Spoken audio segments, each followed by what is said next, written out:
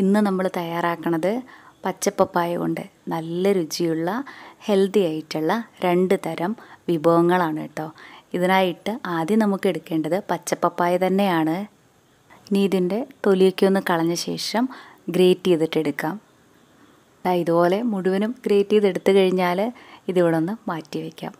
നമ്മൾ ആദ്യം ഈ ഒരു പപ്പായ വെച്ചിട്ട് തയ്യാറാക്കുന്നത് ചമ്മന്തിയാണ്. അതിനായിട്ട് ഒരു പാനിലേക്ക് 1/2 ടേബിൾ സ്പൂൺ എണ്ണ ഒഴിച്ചു കൊടുക്കാം. ഇനിതായി എണ്ണ ചൂടായി വരുന്ന സമയത്ത് ഇതിലേക്ക് 1/2 ടേബിൾ സ്പൂൺ ഉഴുന്നുപരിപ്പും 1/2 ടേബിൾ സ്പൂൺ കടലപ്പരിപ്പും നമ്മുടെ എരിവിന് ആവശ്യത്തിനുള്ള പച്ചമുളകും കൂടെ ഇട്ട് കൊടുത്തിട്ട് 30 സെക്കൻഡ് നേരം നന്നായിട്ട് ഇതൊന്ന് ഇളക്കി കൊടുക്കാം. ഇനി അടുത്തതായിട്ട് ഇതിലേക്ക് ചേർക്കുന്നത് നമ്മളിപ്പോൾ ഗ്രേറ്റ് ചെയ്ത് മാറ്റി വെച്ചിട്ടുണ്ടായിരുന്ന പപ്പായ ഇല്ലേ, ഇതിൽ നിന്നും 1 കപ്പ് പപ്പായയാണ്. ഇനി പപ്പായയുടെ കളറൊക്കെ ചെറുതായിട്ടൊന്ന് മാറി വരണ വരെ ലോ ഫ്ലെയിമിൽ വെച്ച് വീണ്ടും നല്ലപോലെ ഒന്ന് ഇളക്കി കൊടുക്കാം. ഇത് നന്നായിട്ട് വേവിച്ചെടുക്കണമെന്നൊന്നുമില്ല, ഒരു 60% വെന്ത് കിട്ടിയാൽ തന്നെ മതിയാകും. ഈ ഒരു പാകമായ മതിയേ. ഇനി നമുക്ക് ഫ്ലെയിം ഓഫ് ചെയ്യാം. ഇനി ഇതിൻ്റെ ചൂടേക്കൊന്ന് പോകാനായിട്ട് മാറ്റി വയ്ക്കാം. ചൂട് പോയി കഴിഞ്ഞാൽ അരച്ചെടുക്കാനായിട്ട് മിക്സിയുടെ ജാറിലേക്ക് ഇട്ട് കൊടുക്കാം. ഇനി ഇതിലേക്ക് 1/2 കപ്പ് തേങ്ങ ചിരകിയതും ചെറിയൊരു കഷ്ണം പുളിയും പാകത്തിനുള്ള ഉപ്പും 1/2 കപ്പ് വെള്ളവും കൂടി ഒഴിച്ചു കൊടുത്തിട്ട് നന്നായിട്ട് ഇതൊന്ന് അരച്ചെടുക്കാം. ഈ ഒരു ചമ്മന്തി ഇതുപോലെ കുറച്ചൊന്ന് കട്ടിയായിട്ട് അരച്ചെടുക്കണതാണ് കേട്ടോ ഏറ്റവും നല്ലത്. ഇനിതാ ഈ ഒരു ചമ്മന്തിയിലേക്ക് കടുകൊക്കെ ഒന്ന് പൊട്ടിച്ചതും കൂടെ ചേർത്തിട്ട് ഇളക്കി കൊടുക്കാം. അപ്പോൾ ഇത്രയേ ഉള്ളൂ ഈ ഒരു പപ്പായ ചമ്മന്തി. ഇത് ഇഡ്ഡലിയുടെയും ദോശയുടെയും റൊട്ടിയുടെയും ഒക്കെ കൂടെ കഴിക്കാനായിട്ട് നല്ല കോമ്പിനേഷനാണ്. നമ്മളിതിലേക്ക് പപ്പായൊക്കെ ചേർത്തെന്ന് വെച്ചിട്ട് ആ ഒരു പപ്പായയുടെ രുചി ഒട്ടും തന്നെ ഇതിന് മുന്നിട്ട് നിൽക്കില്ല. ഈ ഒരു ചമ്മന്തി കഴിക്കാനായിട്ടും നല്ല രുചിയാണ്. ഇതിനിവിടെ ഇരിക്കട്ടെ.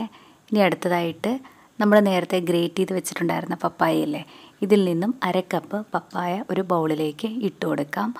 കൂടെ തന്നെ 1 കപ്പ് വറുത്ത അരിപ്പൊടിയും ചെറിയൊരു സവാള കുഞ്ഞായിട്ട് അരിഞ്ഞെടുത്തതും നമ്മുടെ എരിവിനനുസരിച്ചിട്ടുള്ള പച്ചമുളകും 1 ടീസ്പൂൺ ഇഞ്ചിയും 1/4 കപ്പ് തേങ്ങ ചിരകിയതും ഇതുപോലെ അരിഞ്ഞെടുത്തിട്ടുള്ള കുറച്ച് കറിവേപ്പിലയും പാകത്തിനുള്ള ഉപ്പും കൂടെ ചേർത്തിട്ട് നമ്മുടെ കൈ വെച്ചിട്ട് തന്നെ ഇതെല്ലാം കൂടെ നന്നായിട്ടൊന്ന് യോജിപ്പിച്ച് കൊടുക്കാം. ഇനി ഈ ഒരു പൊടിയിലേക്ക് ചെറിയ ചൂടുള്ള വെള്ളം കുറേശ്ശെ ഒഴിച്ചു കൊടുത്തിട്ട് നല്ലപോലെ ഇതൊന്ന് കുഴച്ചെടുക്കാം. ഒരുപാട് കട്ടിയായിട്ടുള്ള മാവായിട്ടല്ല നമുക്ക് വേണ്ടത്, കുറച്ചൊന്ന് ലൂസായിട്ടുള്ള പരുവത്തിലുള്ള മാവായിട്ടാണ് വേണ്ടത്.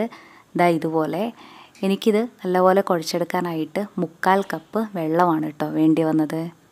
ഇനി ഈ ഒരു മാവ് നമ്മൾ എടുത്തു കഴിഞ്ഞാൽ നമ്മുടെ കയ്യിലാകെ ഒട്ടിപ്പിടിച്ച് പോകുന്നത് കൊണ്ട് ഒട്ടിപ്പിടിക്കാതിരിക്കാനായിട്ട് നമ്മുടെ കയ്യിൽ കുറച്ച് വെള്ളമോ എണ്ണയോ ഒന്ന് തൂത്ത് കൊടുത്ത ശേഷം നമുക്ക് എത്ര വലുപ്പം വേണോ അതിനനുസരിച്ചിട്ടുള്ള ഉരുളകളാക്കിയിട്ടെടുക്കാം. ഞാനിനി ഇത് ഷേപ്പാക്കിയിട്ടെടുക്കുന്നത് വാഴയിലയിൽ വെച്ചാണ്. വാഴയിലയിലും ഈ ഒരു മാവ് ഒട്ടിപ്പിടിക്കാതിരിക്കാനായിട്ട് കുറച്ച് എണ്ണയൊന്ന് തൂത്ത് കൊടുക്കാം.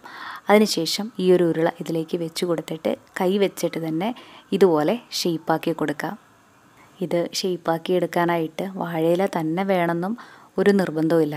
നമ്മുടെയൊക്കെ വീട്ടിൽ പാലിൻ്റെയോ ബ്രെഡിൻ്റെയോ ഒക്കെ ഒഴിഞ്ഞ കവറുണ്ടാവില്ലേ, അതെടുത്താലും മതി. ഷേപ്പാക്കി എടുത്തു കഴിഞ്ഞാൽ നമ്മുടെ കയ്യിലേക്ക് ഇതിങ്ങനെ ഒന്ന് തട്ടിക്കൊടുത്താൽ മതി. ഇനി ഇത് നല്ല ചൂടായിട്ടുള്ള തവയിലേക്ക് ഇട്ട് കൊടുക്കാം. ഇനി ഇതിൻ്റെ മുകളിലായിട്ട് കുറച്ച് എണ്ണ ഇതുപോലെയൊന്ന് ചുറ്റിച്ചു കൊടുത്താലും നല്ലതാണ്. ഈ സമയം ലോ ഫ്ലെയിമിൽ വെക്കാനായിട്ട് മറന്നു പോവല്ലേ. ഇടയ്ക്കിടയ്ക്ക് തിരിച്ചും മറിച്ചും ഇട്ട് കൊടുത്ത് 2 സൈഡും നന്നായിട്ടൊന്ന് വേവിച്ചിട്ടെടുക്കാം. അപ്പോൾ ഇത്രയേ ഉള്ളൂ പപ്പായ കൊണ്ടുള്ള ഈ ഒരു റൊട്ടി. ഇത് നമുക്ക് നല്ല സോഫ്റ്റായിട്ട് തന്നെയാണ് കേട്ടോ കിട്ടുക. കഴിക്കാനായിട്ടും നല്ല രുചിയാണ്. നമ്മളിതിൽ ആ ഒരു പപ്പായ ചേർത്തൊന്നും മനസ്സിലാവുകയില്ല. നമ്മളാ ചേർത്തിട്ടുള്ള ഇഞ്ചിയുടെയും തേങ്ങയുടെയും ഒക്കെ നല്ലൊരു ഫ്ലേവറായിരിക്കും ഇതിന് മുന്നിട്ട് നിൽക്കുക. ഈ ഒരു റൊട്ടിക്ക് നമ്മുടെ പപ്പായ ചമ്മന്തി ഉണ്ടല്ലോ, ഇത് നല്ല കോമ്പിനേഷനാണ്. ഈ പപ്പായയ്ക്ക് പല അസുഖങ്ങളെയും പ്രതിരോധിക്കാനുള്ള കഴിവും അതുപോലെ ഇതിൽ ധാരാളം ന്യൂട്രിയൻസ് അടങ്ങിയിരിക്കുന്നത് കൊണ്ടും പപ്പായൊക്കെ എപ്പോഴും നമ്മൾ കഴിക്കണത് നമ്മുടെ ആരോഗ്യത്തിന് വളരെ നല്ലതാണ്. നമ്മളൊക്കെ കൂടുതലായിട്ടും ഈ ഒരു പപ്പായ വെച്ചിട്ട് കറികളൊക്കെ അല്ലേ തയ്യാറാക്കുക. അപ്പോൾ ഇതുവരെ പപ്പായൊക്കെ വെച്ചിട്ട് ബ്രേക്ക്ഫാസ്റ്റായിട്ട് തയ്യാറാക്കി നോക്കിയിട്ടില്ലെങ്കിൽ ഒരു തവണ ഇങ്ങനെ ഒന്ന് ചെയ്ത് നോക്കണേ. അതുപോലെ ഈ വീഡിയോ ഇഷ്ടപ്പെടുവാണെങ്കിൽ ലൈക്ക് ചെയ്യാനും കമൻറ്റ് ചെയ്യാനും ഷെയർ ചെയ്യാനും കൂടുതൽ ഹെൽത്തി ആയിട്ടുള്ള നല്ല റെസിപ്പീസിനായി നമ്മുടെ ഈ ചാനൽ സബ്സ്ക്രൈബ് ചെയ്യാനും മറക്കല്ലേ കേട്ടോ. Thank you.